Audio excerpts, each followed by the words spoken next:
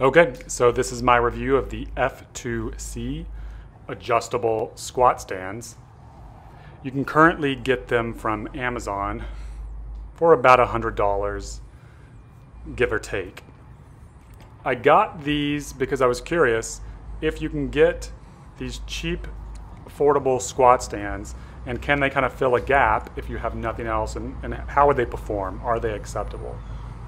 And what I found out was what I kind of expected already, which is you really get what you pay for. So here's the J-hooks, and for squat stands, in my opinion, because it's hard to rack those, you could easily drop it. It could fall over if you try to rack it and don't get them in there. You want kind of the bigger J-hooks with enough space to kind of drop that in there easily. And these are a little bit small, not a huge deal breaker. The real problem with this machine is just the build quality. This is not heavy duty steel at all.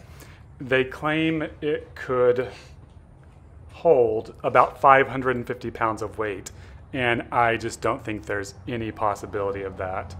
I would not trust this thing with probably much more weight than I have on it right now, which is 135 pounds is what I tested it with.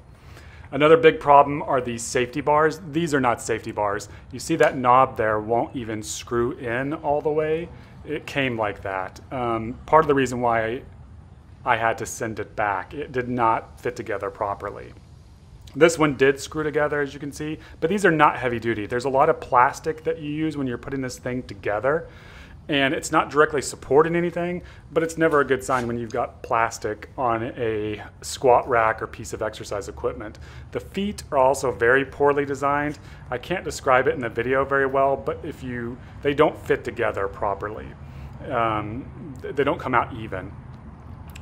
And yeah, just overall, I would not recommend this thing unless you just have no other option available, right? I think there's some better options from definitely something like Rogue Fitness. Titan Fitness is one of my favorites for a good value. Also Rep Fitness. But I don't know if Rep actually has squat stands. I'll have to check into that. But yeah, I think there's a lot of better options in the half rack market that are a lot more stable and not that much more expensive. And I mean, honestly, if you look at my cheap squat racks article on the website, if you can afford a little bit more, like if this is $100, around $100, if you can go up to like $200, there's some full racks you can get at Walmart that are much more stable and will do a better job for you than this. I always recommend a full rack over a half rack or even squat stands like this. But the advantage of half rack in this is that it fits into a smaller space, right? So that's always a good option.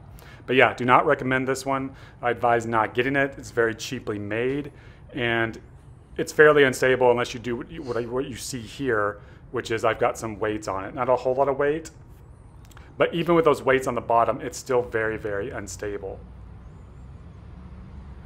Okay, and next we're going to kind of see the F2C in action and pay attention to how much the athlete has to kind of carefully unrack and re-rack the barbell with these squat stands.